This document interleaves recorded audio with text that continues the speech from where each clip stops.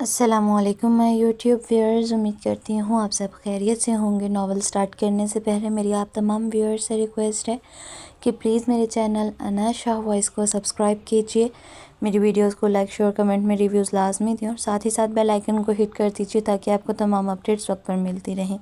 شروع کرتے ہیں اپنا ناول جینے کی وجہ از قلم انا شاہ، قسط نمبر 25۔ رات کا وقت تھا، گھڑی کی سوئیاں 8 بجنے کا اعلان کر چکی تھیں اور سرد ہوا کا ہلکا سا جھونکا شاہ ہاؤس کی وسیع و عریض راہداریوں میں بہتا ہوا ایک انجانی بے چینی کو جنم دے رہا تھا۔ پورا ہال زرق برق روشنیوں میں نہایا ہوا تھا اور ہر طرف کہکے اور گفتگو کی مدہم سرگوشیاں تھیں۔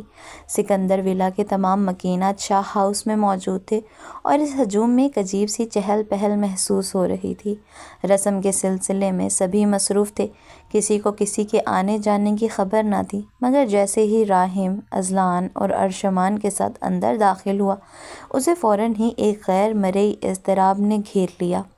اس کے قدم لاشعوری طور پر سست پڑ گئے، نظریں بے ساختہ ہجوم پر دوڑتی چلی گئیں۔ آغا جان ہمیشہ اس طرح کی تقریبات میں مرکز نگاہ ہوتے، ان کی نشست مخصوص جگہ پر موجود ہوتی، مگر آج وہ کہیں دکھائی نہیں دے رہے تھے۔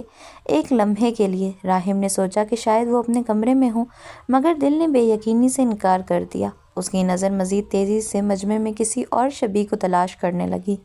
دانین نہ چاہتے ہوئے بھی مٹھیاں بھینچ گئیں۔ ایک دم دل میں کھٹکا سا محسوس ہوا، جیسے کوئی انہونی ہونے والی ہو۔ اسے اچانک یاد آیا کہ دانین حسین صاحب کے گھر گئی ہوئی تھی اور ابھی تک واپس نہیں لوٹی۔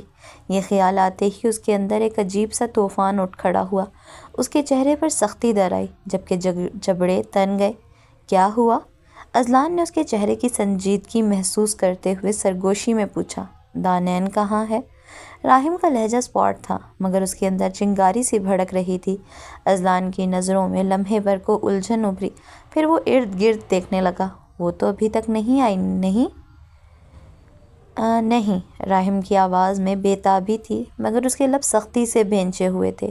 ارشمان نے کندھے اچکائے، جیسے اسے کوئی خاص فرق نہیں پڑا، مگر راحم کو اس وقت کچھ سننا نہیں تھا۔ اس کے اندر کہیں کوئی شور برپا تھا، جیسے سب کچھ تہو بالا کرنے کو بے چین ہو۔ وہ ایک جھٹکے سے آگے بڑھا اور قریب کھڑے ایک ملازم کو روکا۔ آغا جان کہاں ہیں؟ ملازم نے کچھ حیرت سے اس کی غسیلی آنکھوں کو دیکھا اور فوراً مؤدب لہجے میں جواب دیا، وہ اپنے کمرے میں ہیں صاحب۔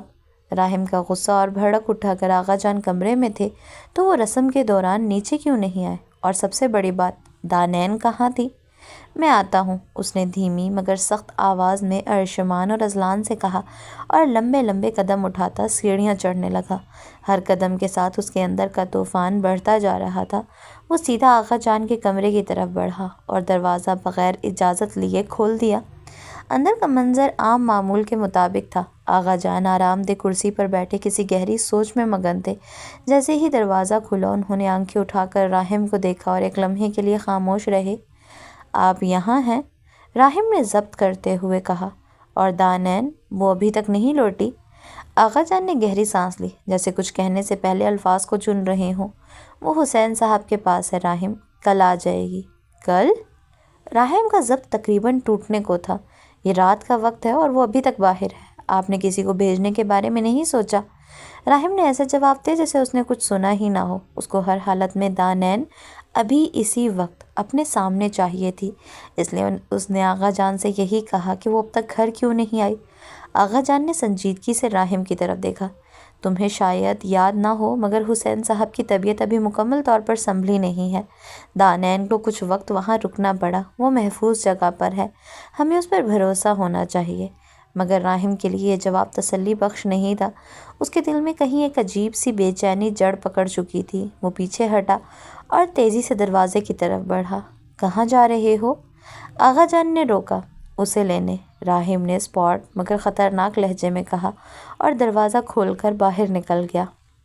نیچے آ کر اس نے اذلان اور ارشمان کو دیکھا جو اب تک وہیں کھڑے تھے۔ میں جا رہا ہوں، راحم نے سختی سے کہا۔ کہاں؟ اذلان نے حیرانی سے پوچھا۔ دانین کو لینے۔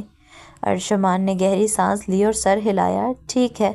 راہم نے کچھ نہیں کہا، بس آگے بڑھ گیا۔ اس وقت اس کے اندر جو ہلچل مچ رہی تھی وہ اسے خود بھی مکمل طور پر سمجھ نہیں پایا تھا، مگر ایک چیز واضح تھی، دانین کو اس وقت شاہ ہاؤس میں ہونا چاہیے تھا اور وہ جلد از جلد اسے وہاں لے کر ہی دم لے گا۔ بابا، یہ کیا طریقہ ہے؟ آپ نے مجھے بتائے بغیر اپنی چال چل دی۔ دانین نے مصنوعی خفگی سے لڈو کی بساط پر نظر دوڑائی، جہاں اس کا ایک گوٹ خطرناک حد تک حسین صاحب کے گوٹ کے قریب پہنچ چکا تھا۔ حسین صاحب مسکراتے ہوئے اپنی چائے کی پیالی ہونٹوں سے لگاتے دھیمے سے بولے، جنگ و لڈو میں سب جائز ہے بیٹا۔ حمزہ، جو اب تک اپنے ہونٹوں میں چمچ دبائے بیٹھا تھا، کہکا لگاتا دانین کو چھیڑنے لگا۔ آپ کے اصول تو صرف آپ کے لیے فائدہ مند ہوتے ہیں آپی۔ میں نے کب سے کہا تھا بابا سے بچ کے کھیلیں، لیکن نہیں، آپ کو اپنی چالاکی پر یقین تھا۔ دانین نے آنکھیں گھما کر حمزہ کو گھورا اور پھر ایک گہری سانس لے کر دوبارہ بساط پر جھک گئی۔ ٹھیک ہے، دیکھتے ہیں اب اگلی چال کس کی ہوتی ہے۔ حسین صاحب نے چائے کا ایک اور گھونٹ لیا اور مسکراتے ہوئے اپنی چال کھیل دی۔ دانین کا گوٹ ایک بار پھر خطرے میں تھا۔ بابا، وہ احتجاجاً بولی، آپ نے وعدہ کیا تھا کہ مجھے کچھ آسانی دیں گے۔ میں نے کب وعدہ کیا؟ حسین صاحب نے حیران ہونے کی عمدہ اداکاری کی۔ ابھی تھوڑی دیر پہلے جب آپ نے میری گوٹ ماری تھی تو آپ نے کہا تھا اب آپ مجھے جیتنے دیں گے۔ حمزہ ایک بار پھر ہنسا۔ آپی، یہ وعدہ آپ نے خود سے کیا تھا، بابا نے تو کچھ نہیں کہا تھا۔ دانین نے غصے سے چائے کی پیالی میز پر رکھی اور بازو باندھ کر انہیں گھورنے لگی۔ یہ زیادتی ہے، بالکل زیادتی۔ اسی لمحے دروازے کی بیل بجی۔ حمزہ نے چونک کر دروازے کی طرف دیکھا اور پھر دانین اور حسین صاحب کو گھورتے ہوئے ہاتھ اٹھایا۔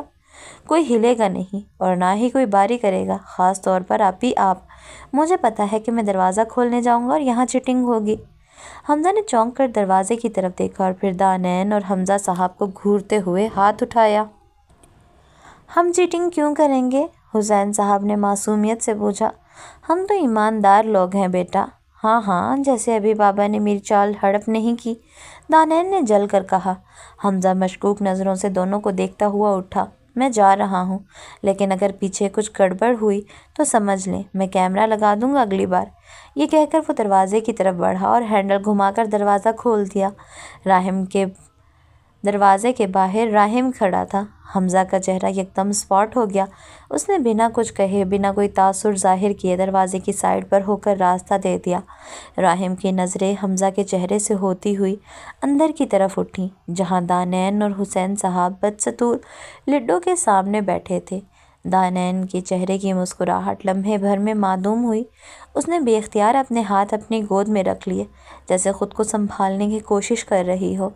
حسین صاحب نے بھی نظر اٹھا کر دروازے کی سمت دیکھا اور ایک لمحے کو ان کی آنکھوں میں شناسائی کا سایہ سا لہرایا۔ السلام علیکم۔ راہم کی آواز دھیمی تھی، لیکن اس میں وہی مخصوص سنجیدگی تھی جو ہمیشہ اس کے انداز کا حصہ رہتی تھی۔ حمزہ بنا جواب دیے دروازہ کھول کر وہیں کھڑا رہا، جیسے اندر آنے کی دعوت دینا اس کی ذمہ داری نہ ہو۔ راہم کی نظریں دانین پر جمی، جو اس وقت بساط پر رکھے گوٹوں کو دیکھنے کا بہانہ کر رہی تھی، لیکن اس کے چہرے پر اب وہ لاپرواہی نہیں تھی جو چند لمحے پہلے تھی۔ کیا میں اندر آ سکتا ہوں؟ راہم نے بالآخر کہا، اور حسین صاحب نے نرمی سے اس بات میں سر ہلایا۔ بالکل، آؤ بیٹا۔ ان کا لہجہ ہمیشہ کی طرح شفیق تھا، لیکن اس میں ہلکی سی سنجیدگی در آئی تھی۔ راہم نے ایک نظر حمزہ پر ڈالی، جو اب بھی اپنی جگہ سے نہیں ہٹا تھا، پھر وہ خود ہی آگے بڑھا اور اندر داخل ہو گیا۔ حمزہ نے ایک گہری سانس لی، پھر دروازہ بند کر کے پلٹا اور خاموشی سے اپنی جگہ پر جا بیٹھا، لیکن اب اس کی توجہ کھیل پر نہیں تھی۔ لڈو کی بساط پر گوٹ ابھی بھی بکھرے پڑے تھے، لیکن اب کسی کی نظر ان پر نہیں تھی۔ کمرے میں ایک عجیب سی خاموشی چھا گئی تھی، جیسے سب کچھ تھم سا گیا ہو۔ راہم نے نظریں ہلکی سی جھکا کر دانین کو دیکھا۔ کیسی ہو؟ دانین نے لب کھولے جیسے کچھ کہنا چاہتی ہو، پھر خاموشی سے نظریں جھکا لیں۔ ٹھیک ہوں۔ یہ جواب اتنا مختصر تھا کہ جیسے اس میں کوئی بھی وضاحت نہ ہو۔ حمزہ نے ایک نظر حسین صاحب پر ڈالی، جو اب بھی چائے کی پیالی ہاتھ میں تھامے بیٹھے تھے، لیکن ان کی نظریں راہم پر جمی ہوئی تھیں۔ بیٹھو راہم، حسین صاحب نے نرمی سے کہا۔ چائے پیو گے؟ نہیں شکریہ، راہم نے مختصر جواب دیا اور ایک لمحے کو نظریں دانین پر گاڑ دیں، جو اس سے نظریں چرانے میں مصروف تھی۔ یہ خاموشی اتنی گہری تھی کہ جیسے سب کے پاس کہنے کو بہت کچھ ہو، لیکن الفاظ نہ مل رہے ہوں۔ تو پھر؟ حمزہ نے آخر کار خاموشی توڑی، لیکن اس کے لہجے میں وہی سرد مہری تھی جو وہ اکثر راہم کے لیے رکھتا تھا۔ کیا کام ہے؟ راہم کی نظریں ایک بار پھر دانین پر جمی، جیسے اس سوال کا جواب وہی تھی۔ دانین کو لینے آیا ہوں۔ راہم کی گہری آواز کمرے میں گونجی تو ایک پل کے لیے خاموشی چھا گئی۔ حمزہ نے بے یقینی سے اسے دیکھا، جیسے اس کے الفاظ کو دوبارہ دہرانا چاہتا ہو۔ حسین صاحب نے بھی حیرت سے راہم کی طرف دیکھا، مگر پھر اپنی جگہ سے سیدھے ہوتے ہوئے دھیرے سے بولے، بیٹا آغا جان خود دانین کو یہاں چھوڑ کر گئے تھے، کل وہ خود آئیں گے لینے کے لیے۔ حمزہ نے لب بھینچ لیے۔ اسے اندازہ تھا کہ راہم اپنی مرضی کا مالک ہے، لیکن آج وہ کچھ زیادہ ہی جلدی میں لگ رہا تھا۔ راہم کے چہرے پر ایک پل کے لیے سنجیدگی گہری ہوئی، مگر اگلے ہی لمحے اس نے خود کو نارمل ظاہر کرتے ہوئے کہا، گھر میں مہمان آئے ہوئے ہیں، اس لیے دانین کا وہاں ہونا ضروری ہے۔ اماں نے خاص طور پر کہا تھا کہ اسے لے آؤں۔ حمزہ کا دل چاہا کہ وہیں راہم کی بات کو رد کر دے، مگر حسین صاحب نے راہم کو غور سے دیکھنے کے بعد ایک نظر دانین پر ڈالی، جو یہ سب خاموشی سے سن رہی تھی۔ اس کے لبوں پر جیسے کوئی انکہی بات مچل رہی تھی، لیکن وہ کچھ نہیں بولی۔ حسین صاحب نے آہستہ سے ہاتھ بڑھائے اور شفقت سے دانین کے ہاتھ پر رکھ دیا۔ ان کی آنکھوں میں ایک نرم سی مسکراہٹ تھی، مگر وہی مسکراہٹ دانین کو سمجھا رہی تھی کہ انہیں اس پر اعتماد ہے، کہ وہ ہر طرح کی سچویشن کا مقابلہ کر سکتی ہے۔ جاؤ بیٹا، تیاری کر لو۔ دانین کا دل جیسے کسی نے جکڑ لیا۔ وہ راہم کو دیکھنا بھی نہیں چاہتی تھی، لیکن اب انکار کی گنجائش نہیں بچی تھی۔ وہ دھیرے سے اس بات میں سر ہلاتے ہوئے اپنے کمرے کی طرف بڑھ گئی۔ جیسے ہی وہ اندر گئی، حمزہ نے راہم کو سخت نظروں سے گھورا۔ آپ صرف بہانہ بنا رہے ہیں، ہے نا؟ راہم نے اس کی طرف دیکھا، مگر جواب دینے کے بجائے جیب سے موبائل نکال کر مصروف ہونے کی اداکاری کی۔ حمزہ نے مٹھیاں بھینچ لی، مگر وہ مجبور تھا۔ وہ حسین صاحب کے فیصلے کے خلاف نہیں جا سکتا تھا۔ کچھ دیر بعد دانین مکمل حجاب میں لپٹی باہر نکلی۔ اس کی نظریں جھکی ہوئی تھیں۔ حسین صاحب نے اس کے سر پر ہاتھ رکھا، جبکہ حمزہ کا دل جیسے کسی نے مٹھی میں لے لیا ہو۔ خیریت سے جانا بیٹا، اور خود کا خیال رکھنا، حسین صاحب نے نرمی سے کہا۔ جی بابا جانی، دانین نے دھیرے سے جواب دیا اور حمزہ کی طرف ایک پل کے لیے دیکھا۔ حمزہ نے نظر چرا لی، جیسے اس کی بے بسی چھپانے کی کوشش کر رہا ہو۔ راہم نے ایک نظر دانین پر ڈالی، پھر بنا کچھ کہے باہر کی طرف بڑھ گیا۔ دانین نے حسین صاحب کے ہاتھ کو نرمی سے تھام کر چوما اور پھر حمزہ سے مل کر باہر نکل گئی۔ حمزہ نے دانین کو جاتا دیکھ کر بے بسی سے مٹھیاں بھینچ لی۔ وہ جانتا تھا کہ راہم کے الفاظ محض ایک بہانہ تھے، لیکن وہ کر بھی کیا سکتا تھا۔ گاڑی کے اندر ایک عجیب سی خاموشی چھائی ہوئی تھی، وہی خاموشی جو کانوں میں شور بھرتی ہے، جو دل کو بے چین کر دیتی ہے۔ باہر سڑک کے دونوں کناروں پر اسٹریٹ لائٹس قطار در قطار کھڑی تھیں، مگر ان کی روشنی بھی اندر کے اندھیرے کو کم نہیں کر سکتی تھی۔ راہم نے ایک ہاتھ سے اسٹیئرنگ تھام رکھا تھا، جبکہ دوسرا ہاتھ بے ساختہ دروازے کے ساتھ ٹکا دیا تھا۔ اس کی نظریں سامنے سڑک پر جمی تھیں، مگر دماغ کہیں اور تھا۔ برابر والی سیٹ پر دانین بیٹھی تھی، مکمل خاموشی کے ساتھ۔ گاڑی کی کھڑکی سے ہلکی ٹھنڈی ہوا اندر آ رہی تھی، مگر اس کی خنکی راہم کے مزاج کو ٹھنڈا نہیں کر پا رہی تھی۔ وہ خود کو پرسکون رکھنے کی بھرپور کوشش کر رہا تھا، مگر دانین کی یہ عجیب سی لا تعلقی جیسے اسے اندر ہی اندر کھا رہی تھی۔ جب میں نے منع کیا تھا کہ میری اجازت کے بغیر کہیں نہیں جانا، تو پھر تم حسین صاحب کے گھر کیوں گئی؟ راہم کی آواز اچانک گاڑی کی خاموشی چیر گئی۔ اس کا لہجہ سخت نہیں تھا، لیکن دباؤ واضح تھا۔ دانین نے پلکیں جھپکائیں، مگر چہرہ اس طرف نہیں موڑا۔ وہ بدستور کھڑکی سے باہر دیکھتی رہی۔ راہم نے ایک نظر اس کی طرف ڈالی، مگر جب کوئی جواب نہیں آیا تو اس کے صبر کا پیمانہ لبریز ہونے لگا۔ اور چلی بھی گئی تو رکنے کا کیا جواز بنتا تھا؟ اب کی بار اس کے لہجے میں واضح بیزاری تھی۔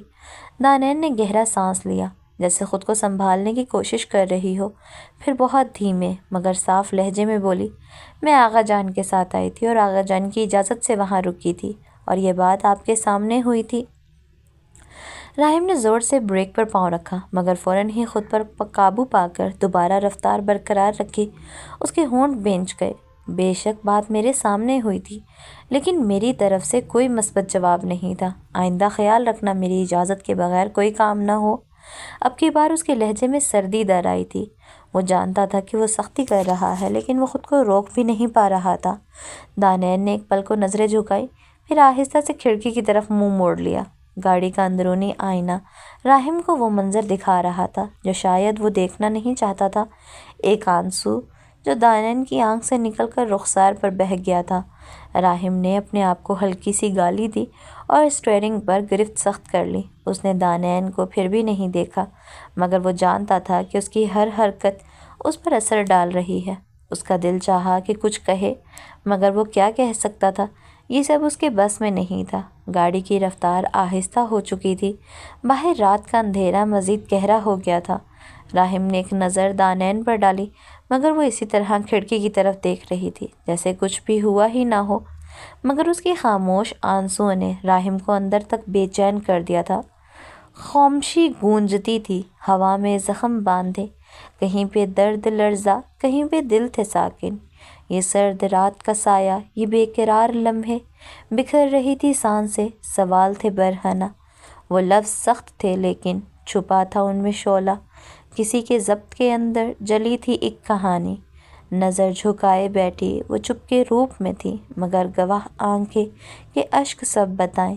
یہ رات تھی گواہی کے درمیان خلش تھی، مگر وہ ضبط کا پتھر بکھر نہ پھر سکا تھا۔ ہوا کے سرد جھونکے سکون دے نہ پائے کہ بے بسی کے لمحے نفس میں جم گئے تھے۔ از قلم انا شاہ۔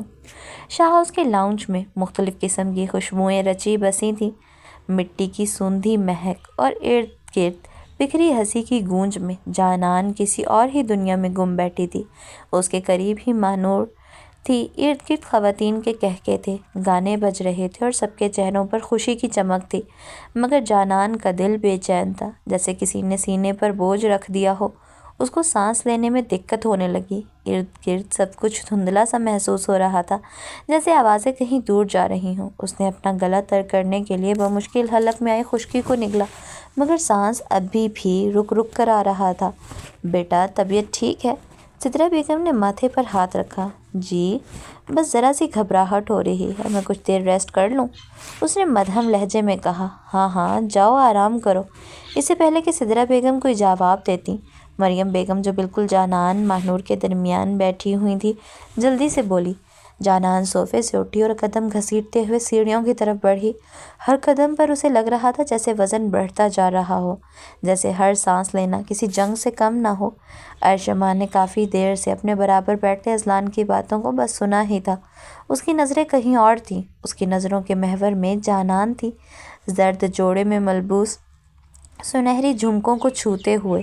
کبھی ماہنور سے کچھ کہتی تو کبھی بس خاموشی سے رسموں کو دیکھتی، مگر اچانک ہی وہ اٹھ کھڑی ہوئی۔ اس کے چہرے کی رنگت زرد پڑی تھی، ارشمان کی نظریں اس کا ایک ایک نقش کھنگال رہی تھیں۔ یار میں بس ایک ضروری کال کر کے آتا ہوں، اس نے اذلان سے کہا اور بنا مزید کچھ سنے اوپر کی طرف قدم بڑھا دیے۔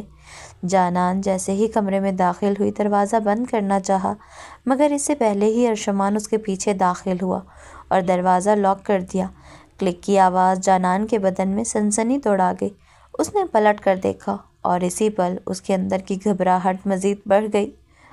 ارشمان، اس کی آواز لرزی، مگر ارشمان نے جواب نہیں دیا، بس دو لمبے قدم اٹھا کر اس کے قریب آیا اور اس کے ہونٹوں پر ہاتھ رکھ دیا۔ جانان کی آنکھیں خوف اور حیرانی کے ملے جلے جذبات سے پھیل گئیں۔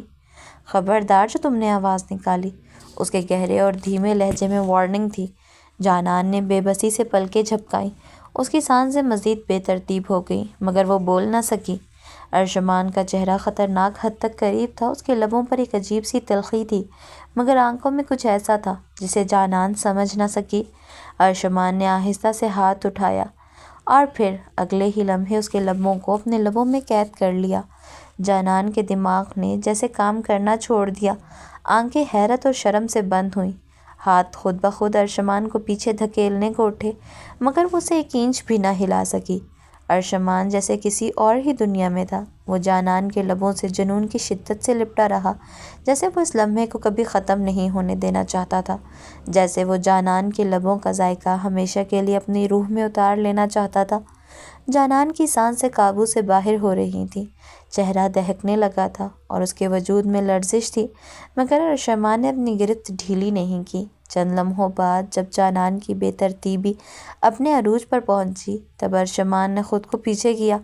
اس کی آنکھوں میں جنون کی آگ تھی، جانان نے بامشکل اپنی سانسوں کو بحال کرنے کی کوشش کی۔ دل اس کے سینے میں دھڑک نہیں رہا تھا، دھاڑ رہا تھا۔ آپ؟ وہ کانپتی ہوئی پیچھے ہوئی، مگر دیوار سے جا لگی۔ اس کی ہمت ہی نہیں ہو رہی تھی کہ وہ اپنے منہ سے کوئی بھی لفظ ادا کرے۔ ارشمان نے اسے دیکھا۔ ایک تیکھی معنی خیز مسکراہٹ اس کے لبوں پر ابھری اور بے باکی سے یہ الفاظ ادا کیے۔ لبوں کی قربت میں چھپا تھا راز کوئی، سانسوں نے کہہ دیا وہ ساز کوئی۔ تم روٹھنے کی ضد نہ کرو جانا، یہ لمحہ تھا بس ایک نیاز کوئی۔ از قلم اناشا۔ جانان نے جھٹکے سے قدم پیچھے کیے اور پھر بنا کچھ کہے باتھ روم کا دروازہ کھلا اور اندر جا کر لاک کر دیا۔ ارشمان نے یہ منظر دیکھا اور ایک ہاتھ اپنی جیب میں ڈال کر دوسرے سے اپنے ہونٹوں کو چھوا۔ پھر وہی تیکھی جیت کی مسکراہٹ۔ اس سے پہلے کہ وہ کمرے سے باہر جاتا، سامنے ڈریسنگ ٹیبل پر موجود جانان کا انہیلر باتھ روم کے ساتھ موجود ٹیبل پر رکھا اور اسے یہ بتاتا کہ انہیلر باہر رکھ رہا ہوں، وہ دروازے کی طرف بڑھا، ہلکا سا کہہ کر لبوں سے نکالا اور بنا پیچھے دیکھے کمرے سے باہر نکل گیا۔ دروازہ کھلا تو اندر داخل ہوتے ہی راہم کی لمبی مضبوط قامت سامنے نظر آئی اور اس کے ساتھ خاموش قدموں سے چلتی ہوئی دانین جو ہمیشہ کی طرح نظریں جھکائے ہوئے تھی۔ اندر قدم رکھتے ہی جیسے پورے ماحول میں ہلکی سی جنبش ہوئی۔ ہال میں بیٹھے سب افراد کی نظریں غیر ارادی طور پر دروازے کی جانب اٹھیں اور پھر ایک لمحے کے لیے خاموشی چھا گئی۔ سہیل صاحب نے ایک نظر راہم پر ڈالی، پھر دانین کو دیکھا اور پھر نظریں چرا کر خاموشی سے صوفے پر ہلکا سا پہلو بدلا۔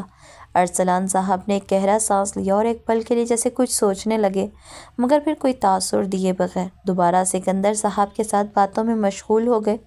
آمنہ بیگم جو ابھی کچھ دیر پہلے تک ہنستے ہوئے جانان اور پریشے کے درمیان کسی بات پر مسکرا رہی تھیں، ایک دم سنجیدہ ہو گئیں۔ ان کی آنکھوں میں ایک پل کے لیے کچھ سوال اٹھے، مگر پھر انہوں نے اپنے تاثرات چھپا لیے۔ یہ سب دانین اور راہم کو دیکھ کر نہیں ہوا تھا، بلکہ اس احساس کے ساتھ ہوا تھا کہ آغا جان نے تو کہا تھا کہ دانین آج حسین صاحب کے گھر رکنے والی ہے، تو پھر وہ یہاں کیسے؟ مگر راہم کو دیکھتے ہی سب کچھ خود ہی سمجھ میں آ گیا تھا۔ راہم اپنی مخصوص سختی لیے سیدھا اندر داخل ہوا، قدموں میں وہی اعتماد اور چہرے پر وہی جذباتی گرفت۔ وہ سیدھا اندر آیا اور بغیر کسی سے کچھ کہے قدم آگے بڑھا دیے، جیسے یہ بالکل معمول کی بات ہو، مگر اس کی موجودگی کے ساتھ ہی پورے ماحول میں ایک غیر محسوس سا بوجھ پیدا ہو گیا تھا، جو ہر کسی کو محسوس تو ہو رہا تھا، مگر کوئی بھی اس پر بات نہیں کر رہا تھا۔ دانین کی چال میں ہمیشہ کی طرح نرمی اور جھجک تھی۔ وہ اندر آتے ہی بنا کسی کو دیکھے، بنا کچھ کہے سیدھا راہم کے پیچھے چلتی چلی گئی، جیسے اس نے کسی سے نظریں ملانے کی ہمت ہی نہ کی ہو، یا شاید وہ مزید اپنا تماشا نہیں بنوانا چاہتی تھی، کیونکہ وہ جانتی تھی کہ اس گھر میں راہم کسی کی بھی نہیں سنتا۔ یہ لمحہ عجیب تھا، ایک پل کے لیے لگا جیسے سب کچھ رک گیا ہو، مگر پھر کسی نے بھی کوئی سوال نہیں کیا، کسی نے بھی ماحول میں تناؤ نہیں آنے دیا۔ اگرچہ سب نے اس معاملے کو نظر انداز کرنے کا فیصلہ کر لیا تھا، مگر آمنہ بیگم کا دل مطمئن نہیں تھا۔ وہ جانتی تھی کہ آج نہیں تو کل انہیں اس بات پر راہم سے بات کرنی ہوگی۔ وہ کیوں ہر بات میں دانین پر اپنے فیصلے مسلط کرتا ہے؟ یہ سوال ان کے دل میں ایک کانٹے کی طرح چبھنے لگا تھا۔ انہیں معلوم تھا کہ راہم ہمیشہ سخت رہا ہے، ہمیشہ اپنی بات منوانا چاہتا ہے، مگر کیا یہ رویہ ٹھیک ہے؟ کیا وہ واقعی جانتا ہے کہ اس کا سخت رویہ دانین پر کیسا اثر ڈال رہا ہے؟ یہ سوالات ان کے دل میں ابلتے رہے، مگر انہیں ابھی کے لیے نظر انداز کر دیا۔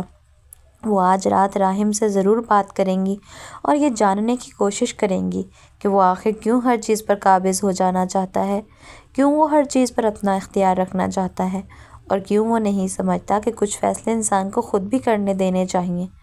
رات مزید گہری ہو چکی تھی، مگر آمنہ بیگم کے دل میں جو سوال اٹھے تھے وہ ابھی دبے نہیں تھے۔ وہ جانتی تھیں کہ شاید راہم ان باتوں کو اہمیت نہ دے، شاید وہ ان کی باتوں کو نظر انداز کر دے، مگر وہ پھر بھی بات ضرور کریں گی، کیونکہ وہ جانتی تھیں کہ محبت میں شدت ہو سکتی ہے مگر جبر نہیں۔ یہاں ہوتی ہے ہماری آج کی ایپیسوڈ کا اختتام۔ امید کرتی ہوں کہ آپ کو آج کی ایپیسوڈ پسند آئی ہوگی۔ مزید اس ناول کو پڑھنے کے لیے پلیز میرے چینل اناشا وائس کو لازمی سبسکرائب کیجیے۔ میں آپ لوگوں کو بار بار یہی بات کہتی ہوں کہ مجھے آپ لوگوں کے سپورٹ کی اشد ضرورت ہے، تو میں آپ لوگوں سے یہ امید کرتی ہوں کہ آپ لوگ مجھے سپورٹ کریں گے، کیونکہ میری ویڈیوز کو زیادہ دیکھنے والے نان سبسکرائبرز ہیں تو میری ان تمام نیو ویئرز سے ریکویسٹ ہے کہ پلیز میرے چینل اناشا وائس کو لازمی سبسکرائب کر دیں اور ساتھ ہی ساتھ بیل آئیکن کو بھی ہٹ کر دیجئے تاکہ آپ کو تمام اپڈیٹس وقت پر ملتی رہیں۔ میری ویڈیوز کو لائک شیئر کمنٹ میں ریویوز دینا نہ بھولیں۔ انشاءاللہ جلد ملیں گے اسی ناول کی نیکسٹ ایپیسوڈ کے ساتھ۔ تب تک کے لیے اللہ حافظ، خود بھی خوش رہیں اور اپنے ارد گرد رہنے والے لوگوں کو بھی خوش رکھیں۔